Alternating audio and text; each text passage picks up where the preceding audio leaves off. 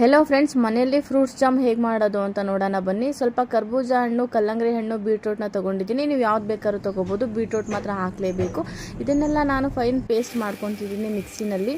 Pulp ಎಲ್ಲ ಏನೂ ಇರಬಾರ್ದು, ಆ ಥರ ನೀಟಾಗಿ ಗ್ರೈಂಡ್ ಮಾಡ್ಕೊಬೇಕು. ನೀರು ಹಾಕಬಾರ್ದು. ಇದನ್ನೆಲ್ಲ ನಾನು ಅಕ್ಕಿ ಹಿಟ್ಟು ಮತ್ತು ಗೋಧಿ ಹಿಟ್ಟು ಜರಡಿ ಮಾಡೋ ಜರಡಿಯಿಂದ ನಾನು ಅದನ್ನು ಫಿಲ್ಟ್ರ್ ಮಾಡ್ತಿದ್ದೀನಿ. ಇದರಿಂದ ನೀಟಾಗಿ ಫ್ರೂಟ್ ಜ್ಯೂಸ್ ಏನಿರುತ್ತೆ ಅದು ಬರುತ್ತೆ, ಪಲ್ಪ್ ಎಲ್ಲ ಅಲ್ಲೇ ಉಳ್ಕೊಳ್ಳುತ್ತೆ. ಇದನ್ನೆಲ್ಲ ಬಿಸಿಗಿಡಬೇಕು. ಒಂದು ಕುದಿ ಬಂದಿದ ತಕ್ಷಣವೇ ನಾನು ಅದಕ್ಕೆ ಸ್ವಲ್ಪ ನಿಂಬೆ ರಸ, ಚಕ್ಕೆ ಮತ್ತು ಬೆಲ್ಲ ಹಾಕೊತೀನಿ.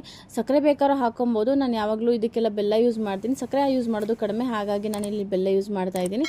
ಚಕ್ಕೆ ಹಾಕೋದ್ರಿಂದ ಒಳ್ಳೆ ಫ್ಲೇವರ್ ಬರುತ್ತೆ, ಕಲರ್ ಕೂಡ ಹಾಗೆ ಇರುತ್ತೆ. ನೋಡ್ತಾ ಇರ್ಬೋದು, ನಾವು ಇದಕ್ಕೆ ಯಾವುದೇ ಥರ ಫುಡ್ ಕಲರ್ ಆಗಲಿ ಏನು ಕೂಡ ಆ್ಯಡ್ ಮಾಡಿಲ್ಲ. ಇದೆಲ್ಲ ನ್ಯಾಚುರಲ್ ಆಗಿರುವಂಥ ಕಲರು ಮತ್ತು ಈ ಫ್ರೂಟ್ಸಿಂದ ಮಾಡಿರುವಂಥದ್ದು.